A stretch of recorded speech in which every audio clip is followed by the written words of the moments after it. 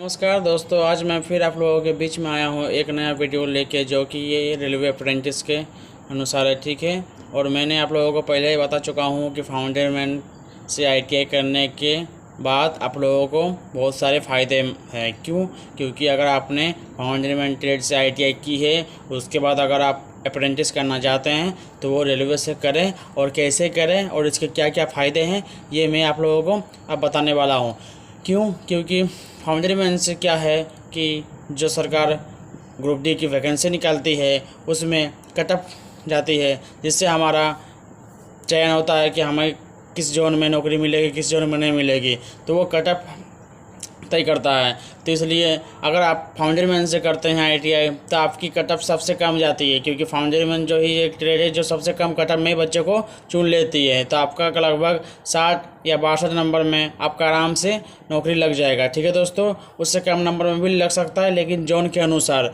और आप लोगों को मैं ये बता देना चाहता हूँ कि अगर आप लोग अप्रेंटिस करना चाहते हैं तो अप्रेंटिस रेलवे से ही करें, क्योंकि रेलवे से अप्रेंटिस करने के बहुत सारे फ़ायदे हैं। भले आप लोगों को कुछ काम करवा लेगा, लेकिन इसके फ़ायदे बहुत हैं। ठीक है दोस्तों, और मैं आप लोगों को ये दिखाने वाला हूँ, क्योंकि मैं भी एक अप्रेंटिस बंदा हूँ, जो मैं अभी ड्यूटी में हूँ और जो मैं अभी नाइट ड्यूटी कर रहा हूँ। ठीक है दोस्तों, वॉचमैन का, जिसको बोलते हैं चौकीदारी। ठीक, नाइट ड्यूटी कर रहा हूँ, जो मुझे सुबह सुबह आराम से पूरा दिन भर फ्री हो जाऊँगा, रात रात को आराम से करते रहता हूँ। और भी बहुत सारे काम करते हैं, जैसे मैं आप लोगों को अगले वीडियो में दिखा दूँगा दिन का, कि दिन का क्या काम है और दिन में रेलवे में क्या काम करवाया जाता है अप्रेंटिस बंदों से, और क्या क्या काम करना चाहिए, और हमारे ट्रेड का जो काम है वो क्या क्या काम है, और आपसे कितना अधिक काम करवा सकता है, और क्या क्या अलग काम करवा सकता है। ऑफिस का काम आपको कितना क्या क्या करना चाहिए, ऑफिस का काम कैसे मिलेगा, और भी बहुत सारा है। और मैं ये सिर्फ फाउंडरमैन के लिए भी नहीं है, बाकी अन्य ट्रेडरों के लिए भी है। जैसे अगर आप लोग वेल्डर कर चुके हैं, या फिर आप लोग कारपेंटर कर चुके हैं, या पेंटर कर चुके हैं, या कोपा कर चुके हैं, क्योंकि ये जो कुछ ट्रेडें हैं जो ये हमारे ऑफिस में अभी और भी बच्चे हैं जो ये ट्रेड करके अभी अप्रेंटिस कर रहे हैं। ठीक है दोस्तों, और भी बहुत सारा आईटीआई ट्रेड है, जो कि हमारे ऑफिस में तो उतना नहीं है, लगभग 5-6 ट्रेड ही अप्रेंटिस बंदा है। बाकी फाउंडरमैन अभी लगभग फाउंडरमैन का बच्चा भी सबसे अधिक है हमारे ऑफिस में। ठीक है दोस्तों, और मैं आप लोगों को कल सुबह दिखाऊंगा कि फाउंडरमैन में दिन में क्या क्या काम होता है और क्या क्या काम उनसे करवाया जाता है। क्योंकि मैंने भी बहुत सारे दिन में काम कर चुका हूँ। कभी मुझे भेज देता है कि जाओ वो काम करो, कभी भेज देगा जाओ ये काम करो, फिर कितना घंटा काम करना चाहिए, कितना घंटा हमें लंच मिलता है, कितने बजे हमारी छुट्टी होती है, कितने बजे हमारे अटेंडेंस बनती है, अटेंडेंस में बनने के बाद हमारा पंच ले जाता है कि साइन किया जाता है। ये सारी चीज़ें मैं बताने वाला हूँ। ठीक है, और ये जो बातें हैं ये आपको दिन में बता सकता हूँ। अभी मैं ये बताना चाहता हूँ कि अगर कोई बच्चों को या कोई दोस्त को रात में चौकीदारी की ड्यूटी दे दे, तो वो अपने चौकीदारी कैसे निभाएं, कैसे करें, और उनको क्या क्या रिस्क, मतलब उनके अंडर में क्या क्या है और क्या क्या उन्हें चेक करना चाहिए, ताकि चौकीदारी करते समय उन्हें कोई डर ना लगे। या फिर अगर कोई चोरी वगैरह हो जाए तब आप क्या करोगे, और क्या आपको ध्यान में रखना चाहिए कि चौकीदारी का कार्य, मतलब जो काम है वो क्या क्या होता है, क्या क्या देखना होता है। जब आपका दिन वाला चौकीदारी आपको सौंप देगा कि अब आप नाइट चौकीदारी करो, तब आप उनसे एक पूछ लेना। उनसे क्या पूछा जाता है कि जो हम लोग का रेलवे में जो है गोदाम है, वो गोदाम में सील लगा रहता है, वो सील आपको पूछना पड़ेगा कि सील लगा के दिए हो कि नहीं दिए हो। अगर सील अगर खुला है तब आपकी बहुत जिम्मेदारी हो जाएगी। तब आपको सीधा साहब को फ़ोन करना पड़ेगा कि साहब उसने सील लगा के नहीं दिया है तो मैं क्या करूं, आप मुझे सील लगा के दोगे तो ही मैं नाइट चौकीदारी करूँगा। क्योंकि अगर सील ताले में नहीं लगा रहेगा तो उससे ये पता मतलब साहब कोई भी सोच सकता है रेलवे कि ये तब क्या क्या है, कोई चोरी करके ले चुका है, मतलब इस गोदाम को जो है चोरी कर लिया है, अंदर से कुछ सामान निकाल लिया है और बाहर ले जा चुका है। ठीक है दोस्तों, इसलिए आपका चौकीदारी का सबसे पहला काम है कि ताले में सील लगा होना अनिवार्य है, सबसे पहला काम। दूसरा काम कि जो आपका वोल्ट है, जो गेट है, गेट को आप रात के 10 बजे के बाद नहीं खोलना है, रात के 10 बजे के बाद गेट को नहीं खोलना है। ठीक है, और जो मैं आपको बताने वाला हूँ हो गया। उसके बाद आप अगर बोलोगे कह रहे यार सो जाते हैं, लेकिन सोना नहीं है, वो रात के बीच बीच में सो लो, कम से कम 12 बजे, 1 बजे, 2 बजे, 3 बजे, 4 बजे तक सो लो। उसके बाद आप सुबह कोशिश करो कि 5 बजे उठ जाने का।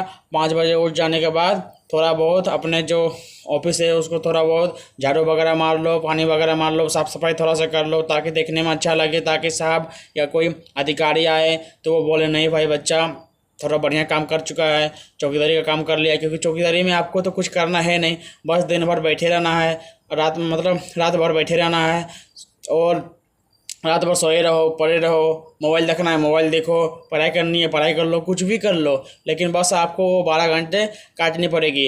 और इसका एक फ़ायदा है कि अगर आपने 2 दिन चौकीदारी कर ली, 2 रात चौकीदारी कर ली, तो आपको 1 दिन एक्स्ट्रा मिलेगा। क्यों? क्योंकि रेलवे के नज़र में 8 घंटा काम करना है, ना कि 24 घंटा काम करना है, ठीक है, ना कि 12 घंटा काम करना है। अगर आपने 8 घंटा 8 घंटा 8 घंटा अगर आपने 2 दिन चौकीदारी कर ली, मतलब 2 रात चौकीदारी कर ली, तो कितना हो जाएगा? 24 घंटे हो जाएंगे। तो उन 24 घंटे में आपने कितनी ड्यूटी कर ली? मतलब इधर 2 दिन कर ली तो 1 दिन का आपका क्या बन जाएगा? CR बन जाएगा। लेकिन अप्रेंटिस बनते क्या होता है कि CR दिया नहीं जाता है, उन्हें 1 दिन रेस्ट मिला जाता है। तो आपको आप जब बोलोगे तब आपको रेस्ट मिल जाएगा। आप बोलोगे कि मुझे 5 दिन बाद में चाहिए, आप बोलोगे कि मुझे 10 दिन बाद में चाहिए, तो आपको 10 दिन बाद में रेस्ट मिल जाएगा। ठीक है दोस्तों।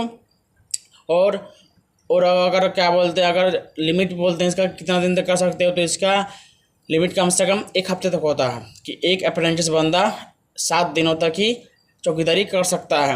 उसके बाद दूसरे को चौकीदारी बना दिया जाता है, ताकि दूसरा बच्चा ये बोल ना सके कि मुझे चौकीदारी नहीं बनाया जा रहा है, इसी को बार बार बनाया जा रहा है। तब वो अगर साहब को या किसी को बोल देगा। इसीलिए 1 हफ्ते बाद चेंज होते रहता है। और परमानेंट वाले चौकीदारी कर नहीं सकते हैं। क्यों? क्योंकि वो पहले करते थे। अब क्या हुआ है कि चौकीदारी का पोस्ट ख़त्म हो चुका है, ठीक है। तो अब तो चौकीदारी का कोई नामो निशान है नहीं। बाकी कारपेंटर का भी लगभग पोस्ट ख़त्म हो चुका है यहाँ से, रेलवे से। खाली ग्रुप डी बचा हुआ है, टेक्नीशियन तक ख़त्म हो चुका है। अब ग्रुप डी के ऊपर ही सब निर्भर है, क्योंकि ग्रुप डी एक ऐसा मात्र नौकरी है रेलवे में जो कि सभी ट्रेडों को अभी बचा कर रखा है। बाकी टेक्नीशियन से तो कारपेंटर ख़त्म, चौकीदारी का पोस्ट ख़त्म, बाबू का पोस्ट ख़त्म इधर। अब क्या करें, रेलवे वैकेंसी निकाल ही नहीं रही है। बाकी बचा है आपका ग्रुप डी। और अगर ग्रुप डी में आपको नौकरी करना है तो आपको रेलवे से अप्रेंटिस करना पड़ेगा, क्योंकि इससे आपको प्लस पॉइंट बहुत मिलेगा। मैंने पहले भी बता चुका हूं आपको कि इससे हमें 20% की रिजर्वेशन मिलती है और 30 नंबर का छूट मिलता है, जो कि यहाँ से 90% आपको अगर मिल गया तो आपके 30 नंबर छूट। अगर 90% लेना है तो आपको 240 दिन पूरे करने पड़ेंगे। और यहाँ पर अपना काम जो है वो बहुत ही अच्छे तरीक़ा से करके दिखाना पड़ेगा और साहब के नज़र में अच्छे होना पड़ेगा। जो भी बोले फटाक से सुनो कि जी सर, यस सर, कर रहे हैं सर। और आपका अटेंडेंस जो है वो रेगुलर होना चाहिए। ये नहीं कि 5 दिन आए 10 दिन गायब, 10 दिन आए 5 दिन गायब, ऐसे नहीं चलेगा। एब्सेंट करो, लेकिन थोड़े बहुत ही करो। अगर कोई ऐसी दुर्घटना या कोई समस्या हो जाती है तो आप एक एप्लीकेशन लिखिए और यहाँ पर जो हम लोग का बाबूजी है उन्हें दे दो, और जो साहब है उन्हें दे दो, SSC जो है उन्हें दे दो, या JE जो है किन्हीं को दे दो, और कह दो कि सर मेरे घर में ये समस्या है, मेरे माता पिता के तबीयत ख़राब हो चुके हैं, या कोई भी काम हो, मुझे एग्ज़ाम देने जाना है सर, तो आप इसके लिए छुट्टी ले सकते हैं। बाकी आप लोगों को कितनी छुट्टी मिलती है, क्या क्या मिलती है, क्या क्या फैसिलिटी मिलती है, क्या क्या नहीं मिलती है, क्या क्या करना चाहिए, क्या क्या नहीं करना चाहिए, ये बात मैं भी आपको बताऊंगा। जो आपको एक दिन में वीडियो बनाऊंगा उसमें आपको ये पूरी डिटेल बता दूंगा।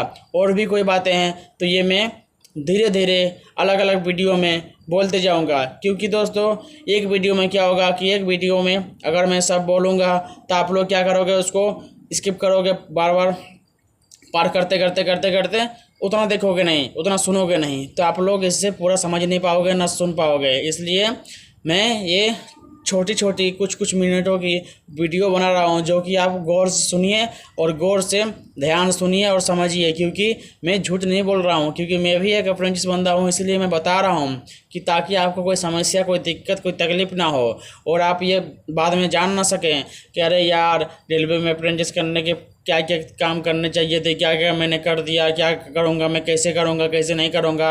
और बहुत बंदों को तो यही पता नहीं होता है कि रेलवे में अप्रेंटिस में होता क्या है। हमको लोहा ढोवाएगा, ना लकड़ी को ले जाने बोलेगा, ना क्या करने बोलेगा, कुछ पता नहीं रहता है। इसीलिए मैं कह रहा हूँ कि मेरा वीडियो को देखो और हो सके तो लाइक कमेंट वगैरह कर देना, अगर आपकी मर्ज़ी हो, अगर आपको अच्छा लगे ठीक है, और अगर नहीं लगे तो वो तो आपकी मर्ज़ी, में ज़बरदस्ती किसी को नहीं करूँगा, क्योंकि आप सब मेरे भाई जैसे हैं ठीक है दोस्तों। और अगर आप लोगों को और कोई बातें सुननी है तो मैं वो अलग वीडियो में लेते आऊँगा, ठीक है दोस्तों। नमस्ते दोस्तों, मिलते रहेंगे अगले मेरे वीडियो में, तब तक आप प्लीज़ लाइक एंड सब्सक्राइब कर देना। थैंक